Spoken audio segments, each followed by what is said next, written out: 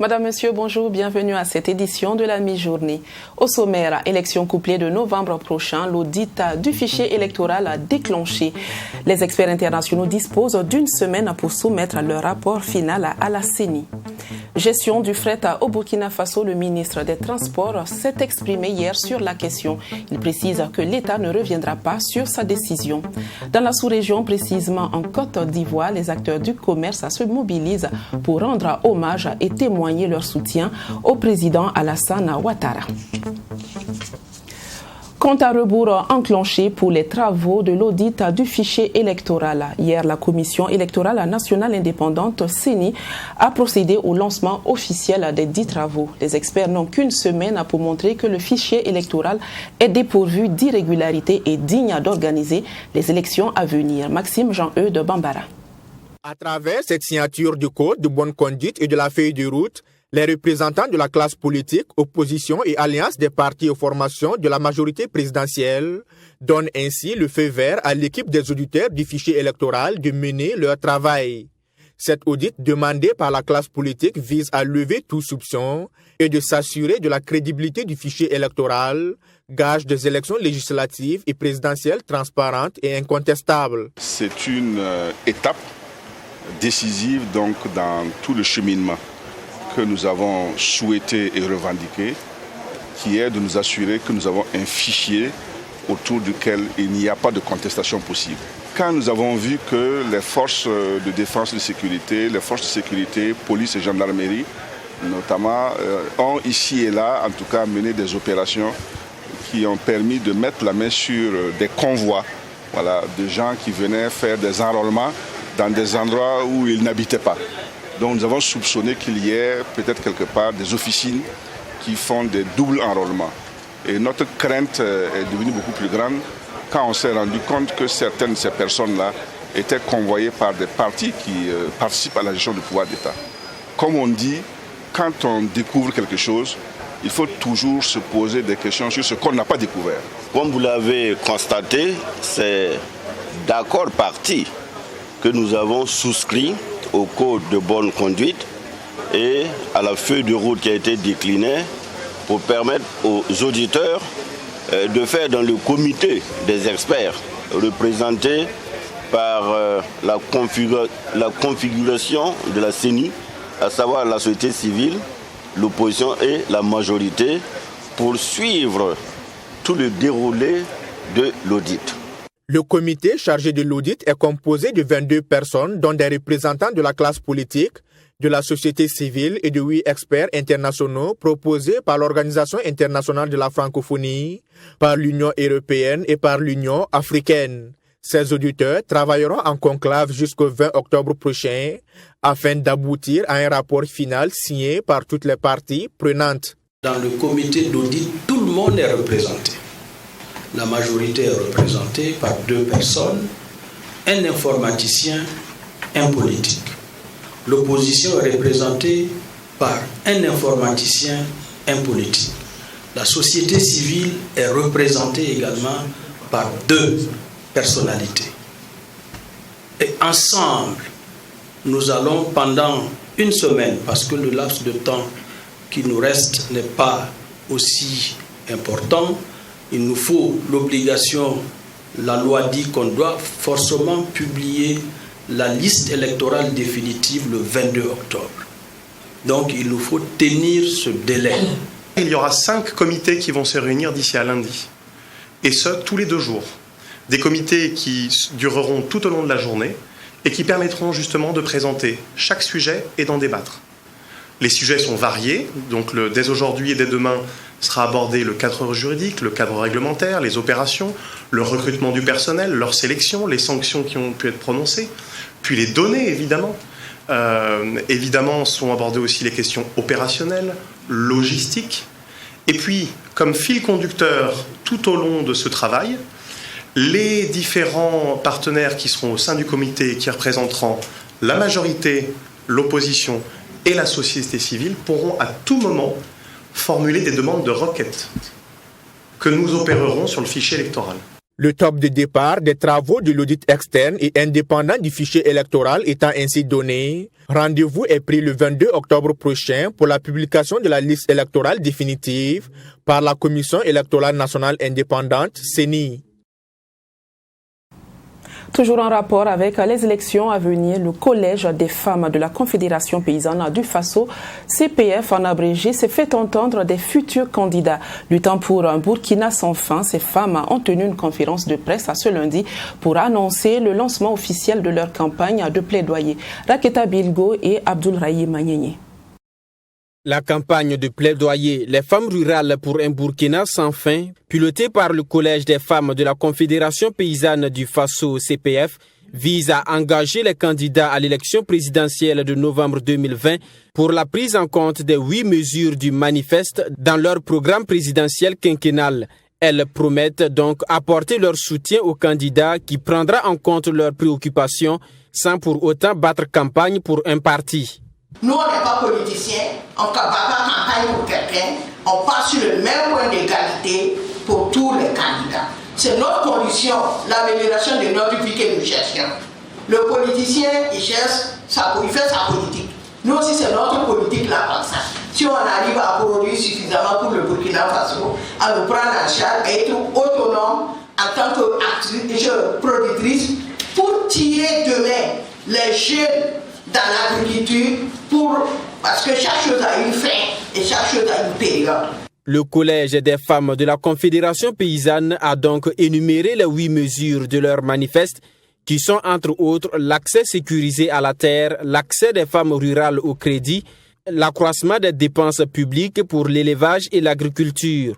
L'accès des femmes aux intrants, équipements et infrastructures de production, de transformation et de commercialisation des produits agro-silvo-pastoraux et halieutiques.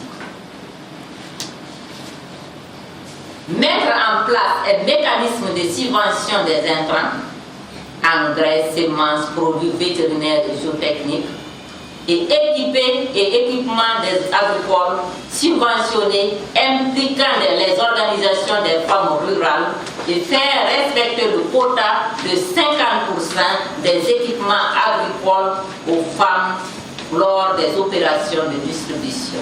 Rappelons qu'en 2015, les femmes rurales ont mené une campagne similaire et avaient rédigé un manifeste contenant 10 mesures pour bâtir un Burkina sans fin. 5 ans après, malgré quelques points de satisfaction, les motifs d'insatisfaction restent énormes. Un cri de cœur qui sera certainement entendu, tout comme la voix du ministre des Transports se prononçant sur la gestion du fret au Burkina Faso, une administration qui est source de mécontentement au sein de certains transporteurs routiers. Dans une conférence de presse donnée hier, le ministre d'Abilgou est revenu sur les avantages à confier cette gestion au comptoir burkinabé des chargeurs. Nadine Zongo. La gestion du fret divise depuis quelques mois le ministre d'Abilgou et certains transporteurs. Après la fêtière unique des transporteurs du Burkina le 12 octobre dernier, c'est au tour du ministre d'Abilgou de donner sa part de vérité sur la crise qui secoue le secteur des transports. La question de la gestion du fret par le CBC, Conseil burkinabé des chargeurs, est une pilule amère pour la fêtière qui estime que ses intérêts sont menacés. Pour le ministre, il n'y a pourtant pas de quoi s'en faire car le CBC ne fait que faciliter le transfert du fret. La première opportunité, c'est d'abord qu'il n'y ait pas de pagaille. Alors, deuxième, c'est que le décret dit, nous avons maintenant, dans l'arrêté, fixé des étapes.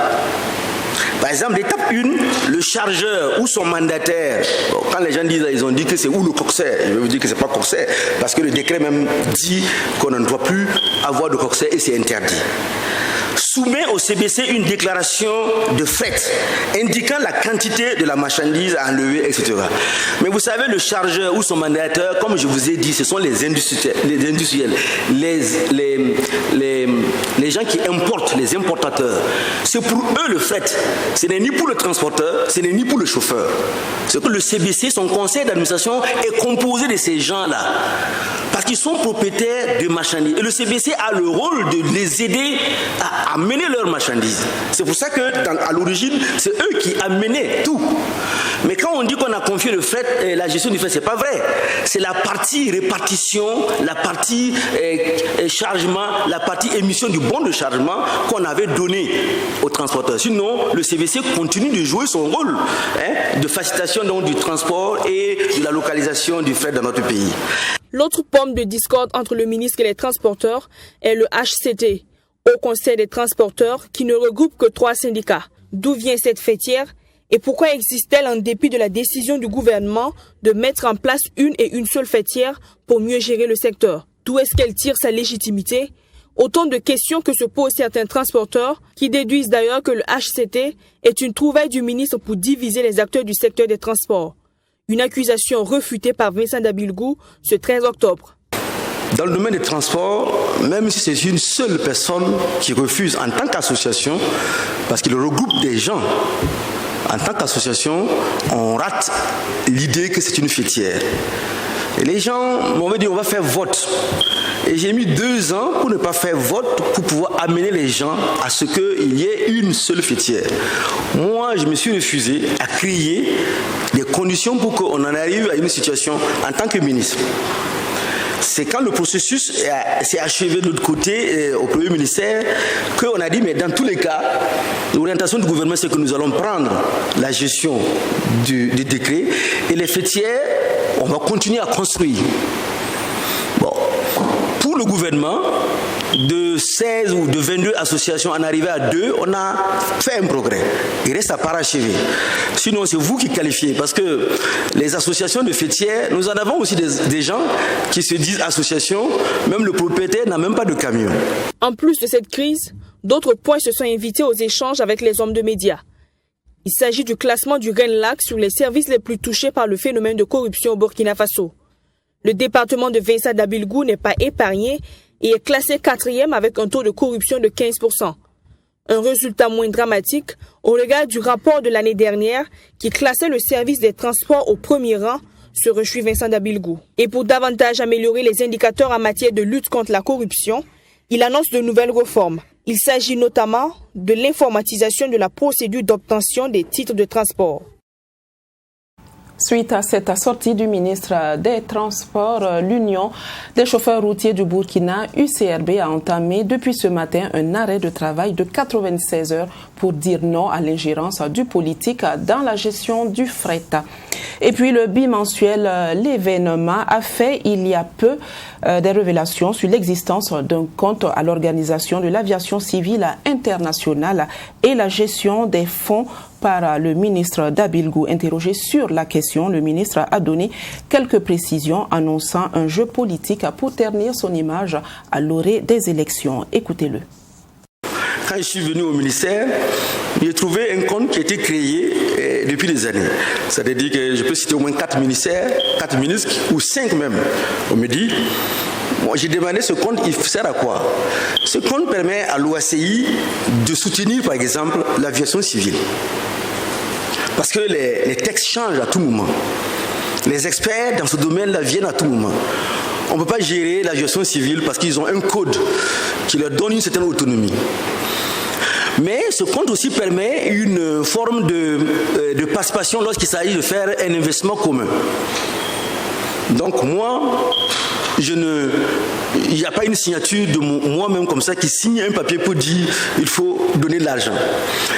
Quand une action doit être menée, si c'est l'OACI, c'est mené dans le sens de l'attribution que cela fait. Si c'est à l'intérieur, au niveau soit de l'ANAC, soit au niveau de la DAN, ceux qui gèrent l'aéroport, qui nous donnent de l'argent pour une activité, c'est mené dans le sens de l'activité. Et ce compte est audité par les brigades donc de l'ASE. Moi, je sais qu'il y a eu 2 audits. Moi, je n'ai pas de problème parce que je n'ai pas pris de l'argent. Mais je fais la politique, ça c'est vrai. Et quand il y a une période électorale, je trouvais que c'était très gauche et très maladroit ceux qui ont fait ça. Parce que c'était uniquement pour salir ma propre personne. Ils sont venus parce qu'ils ont vu dans ce compte-là une enveloppe financière qui a été destinée à la réhabilitation du salon d'honneur de l'aéroport présidentiel.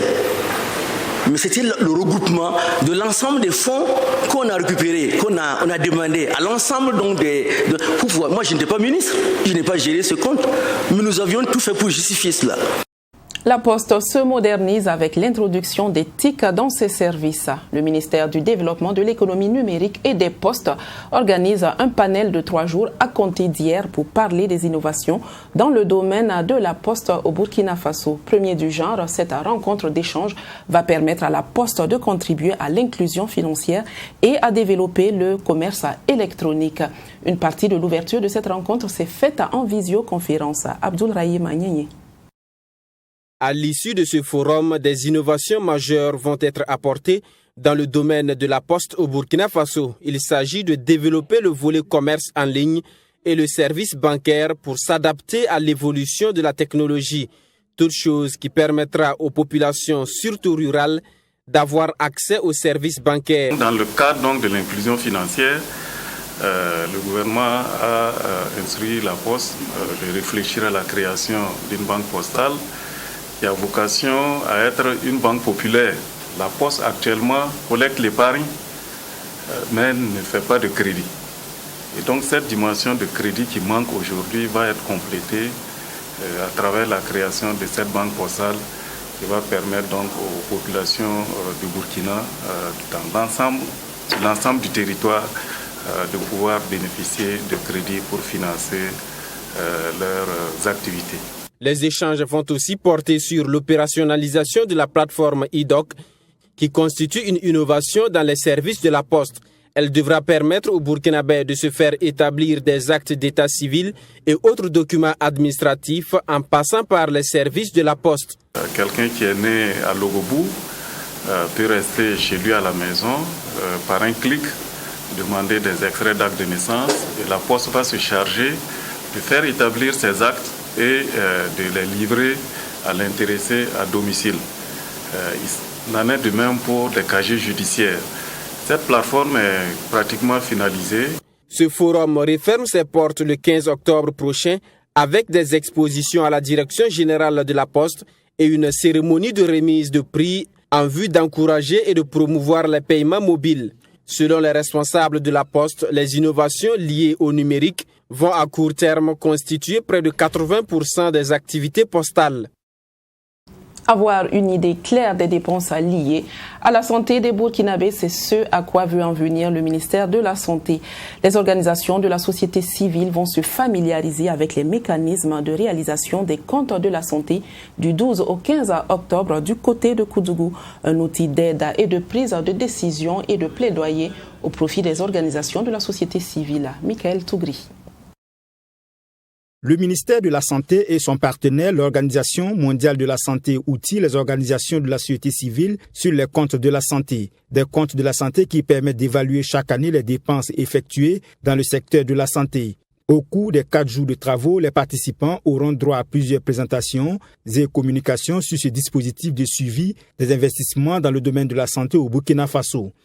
Nous cherchons à savoir quelles ont été en totalité les dépenses que le pays a effectuées pour la santé et dans les dépenses, quelles sont les dépenses courantes et dit ce qu'on a dépensé pour les soins de façon courante, les prestations qu'on fait tous les jours dans les CSPS et quelles sont les dépenses pour les investissements et dit combien l'État a mis en 2019 par exemple pour construire des formations sanitaires, etc. Et dans ça, on va chercher à savoir qui dépense plus. Le rapport 2019 sur le compte de la santé constitue le 15e exercice produit par le ministère de la Santé. Il permet ainsi de disposer d'une vue globale et des données fiables de financement de la santé au Burkina Faso, mais aussi permet d'identifier les contributions des différents intervenants et la répartition des ressources dans les divers domaines d'intervention. Lorsque nous faisons les comptes nationaux de santé, ce n'est pas uniquement pour présenter, mais c'est surtout pour que ce soit un instrument de plaidoyer. Nous suivons l'évolution des différentes composantes, des acteurs qui contribuent aux dépenses de la santé. Et ce sont des instruments de plaidoyer qui permet de pouvoir voir effectivement que les ménages sont toujours sollicités. Après, le secteur public lui-même qui contribue à près de 40%. Mais il faut noter qu'avec la gratuité des soins qui est en marche depuis près de 5 ans et la contribution des ménages se réduit d'année en année, même si ce n'est pas encore énorme, on sent qu'il y a une réduction des contributions des ménages aux dépenses de santé. Le représentant de l'Organisation mondiale de la santé a félicité le Burkina Faso pour la production régulière des résultats des comptes de la santé, un outil qui permet ainsi aux organisations de la société civile un suivi des politiques de santé au Burkina Faso, mais aussi permet d'utiliser ces résultats pour d'éventuels plaidoyers afin d'accroître le volume d'investissement dans le domaine de la santé, avec pour objectif d'offrir des soins de qualité à l'ensemble de la population burkinabé. Mieux vaut prévenir que guérir. Une campagne de sensibilisation sur la santé sexuelle. L'association Femmes de l'Avenir a fait de la santé sexuelle des jeunes de 15 à 24 ans son cheval de bataille. Engagé depuis septembre dernier dans les marchés Eyar de Ouagadougou, l'association a officiellement lancé ses activités le 10 octobre passé. Abdoul Rahim Agnini. Jusqu'en avril 2021, les membres de l'association Femmes de l'Avenir vont sillonner écoles et marchés de l'arrondissement 11 de Ouagadougou afin de sensibiliser les filles et les femmes sur la santé sexuelle et reproductive. Il s'agit d'engager une lutte contre les problèmes rencontrés par les jeunes filles, à savoir les maladies sexuellement transmissibles, les grossesses non désirées, le mariage forcé et le VIH-Sida. Pendant cette campagne, nous aurons 4 grandes animations au sein des marchés EAR. Nous avons identifié 4 marchés EAR, 3 établissements. Et au niveau des établissements, nous allons mener des conférences et projeter des films sur les IST, VIH-Sida, sur le mariage forcé et les grossesses indésirées. Nous avons constaté que les filles de 15 à 24 ans sont beaucoup victimes des grossesses indésirées et des mariages forcés. Nous avons ciblé les marchés EAR parce qu'il y a les mères qui y sont. Les responsables de l'arrondissement 11 bénéficiaires de ce projet se réjouissent de cette activité de sensibilisation. Selon eux, cette activité est la bienvenue et permettra aux populations de maintenir le cap dans la lutte contre ces maux. La communication, surtout au niveau du VIH-Sida, a pris un coup. Donc les gens se laissent aller, ce n'est plus comme avant. Et si vraiment ce projet-là, qui vient d'arriver, va, en tout cas à mon sens, ramener les gens à se rappeler que le mal là existe toujours et qu'il faut toujours s'en méfier. Et surtout, l'arrondissement 11 est un arrondissement excentré qui comporte des villages. Donc ce qui fait que ce projet-là de communication-là va vraiment nous servir. L'association Femmes de l'Avenir a été créée en juillet 1997 et compte aujourd'hui plus de 8000 membres. Elle contribue au développement socio-économique des femmes et des populations en général. Pour cette campagne de sensibilisation, elle bénéficie de l'accompagnement de la Fondation Accra et du réseau national des associations intervenant dans le domaine de la santé, RENED. Du pain béni pour les plus démunis. Le conseil régional du centre a fait don de vivres aux personnes vulnérables de la ville de Ouagadougou, essentiellement constituée de céréales et d'huile. Le coût de cette offrande est estimé à 9 millions de francs CFA. Sanata Seri. Ils sont environ 200 bénéficiaires de ces vivres, 10 par arrondissement et 10 par commune rurale. Ces vivres composés de riz, de maïs et de bidons d'huile visent à soutenir un tant soit peu ces personnes vulnérables, victimes d'inondations et de mesures gouvernementales de restrictions dues à la maladie du coronavirus. Et c'est le président du conseil régional du centre qui a procédé à la remise officielle de ces vivres. Nous avons parcouru un certain nombre d'arrondissements de la ville de Ouagadougou avec son excellence monsieur le président de l'Assemblée nationale et le maire de Ouagadougou pour aller toucher du doigt les tristes réalités au niveau de certains centres d'accueil des sinistrés. Et ce jour-là, le président de l'Assemblée nous a demandé de venir en soutien aux personnes qui traversent vraiment des difficultés. C'est suite à cela que dans un premier temps, nous avons choisi de satisfaire des personnes vulnérables. Et je voudrais vous rassurer que c'est des personnes qui ont été identifiées avec le concours des conseillers régionaux qui sont au niveau des arrondissements et des communes rurales. Occasion pour les bénéficiaires venus nombreux au conseil régional du centre de témoigner leur reconnaissance aux donateurs du jour. Je suis très contente. C'est une joie immense qui m'anime ce soir. On remercie vraiment ces donateurs pour ce geste. Que Dieu les donne la force de continuer à soutenir nous les personnes vulnérables. Souvenir pour prendre pour ma vieille. En fait, mais moi je suis très content. Que Dieu les bénisse. En fait, on est très content, c'est Dieu qui peut les saluer. Parce qu'en fait, ce qu'ils ont fait, c'est un geste très important. Parce que ce qu'ils ont fait, ils ont beaucoup marqué. C'est très bien, on est très content. La répartition de ces vivres sera assurée par les conseillers municipaux. Et le président du conseil régional a d'inviter ces derniers à une meilleure répartition de ces vivres, estimée à 9 millions de francs CFA. Nous restons en compagnie de Sanata Seri. Allons à Kaya, c'est le nom de ce tournoi de Maracana qui a sa 2e édition. Une organisation qui a vu son épilogue dimanche dernier avec la grande finale qui a opposé l'équipe de Fabao à celle de Foïté. Une compétition remportée par l'équipe de Foïté. Par ailleurs, cette 2e édition a connu la participation du ministre Ismaël Bachir Ouedraogo, natif de la région. Ils étaient au départ 16 équipes inscrites à ce tournoi Maracana à Long Akaya. Après 31 matchs joués sur une période de 2 mois, ce sont les équipes de Fabao et Foïté qui se sont affrontées à cette grande finale-là. Dès l'entame du match, les 2 équipes multiplient les occasions sans parvenir à ouvrir le score. La pause intervient avec le score de 0 but partout. La seconde partie du jeu ne suffira pas pour départager les 2 équipes. Et c'est finalement à l'épreuve fatidique des tirs au but que les Verts vont asseoir leur suprématie en s'imposant par le score de 2 buts à 0.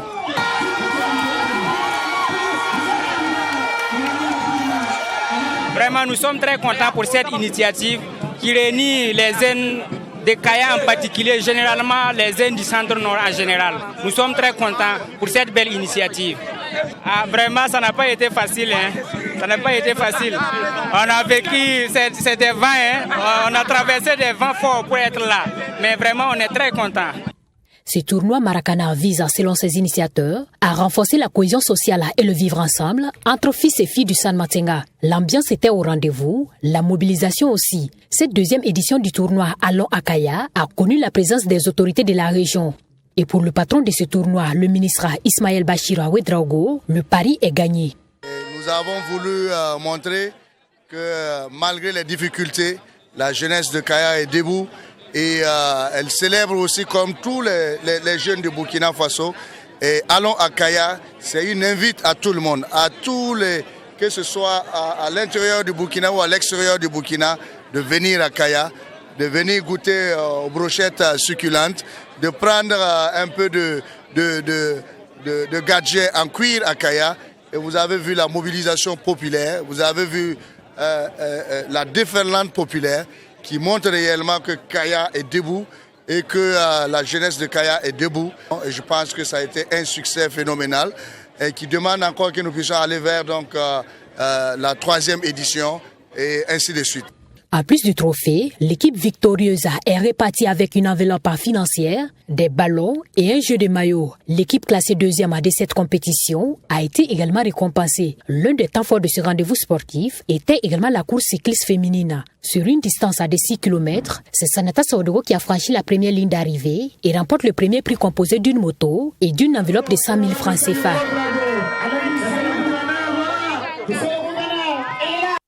Et pour terminer, en Côte d'Ivoire, le palais de la culture de Treichville a abrité la cérémonie d'hommage et de soutien des acteurs du commerce au président Alassane Ouattara. Parrain de cette célébration, le Premier ministre Ahmed Bakayoko a été accueilli dans une ambiance chaleureuse par l'ensemble des membres des organisations professionnelles des commerçants de Côte d'Ivoire. Yamba Kabri. L'argent n'aime pas le bruit, ses acteurs non plus. Mais les commerçants de Côte d'Ivoire, réunis au sein de leur fédération, ont tenu à lever la voix pour rendre un vibrant hommage au président Alassane Ouattara, loin de tout calcul politique électoraliste, selon Madame Pila. Nous avons dit que c'est une action que regroupe en son sein tous les partis politiques. quand on dit commerçant, on a les autres parties, certes le RHDP, mais nous avons aussi les autres parties.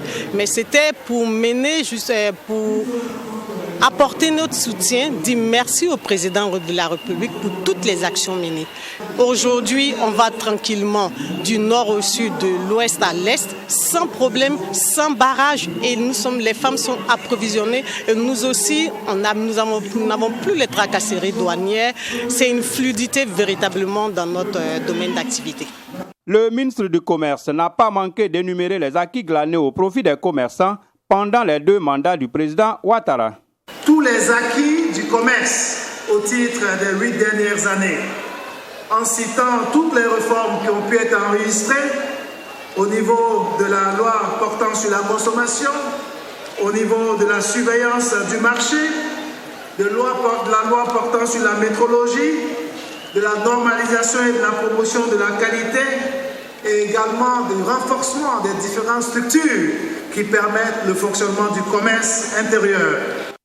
Quant au parrain de cette cérémonie d'hommage au président de la République, le Premier ministre Ahmed Bakayoko, il a reconnu la bravoure des femmes, dont l'une d'entre elles fut sa mère battante, commerçante en l'absence de son père, qui a tenu les rênes de la famille avec le peu d'argent qu'elle gagnait de son petit commerce. Je suis le fils d'une femme commerçante. Je suis le fils de Mayama Bakayoko, qui vendait au marché d'Adjamé. Et tout petit, à l'école primaire, j'allais l'accompagner les jeudis, quand je n'avais pas cours, au marché, sur son étal.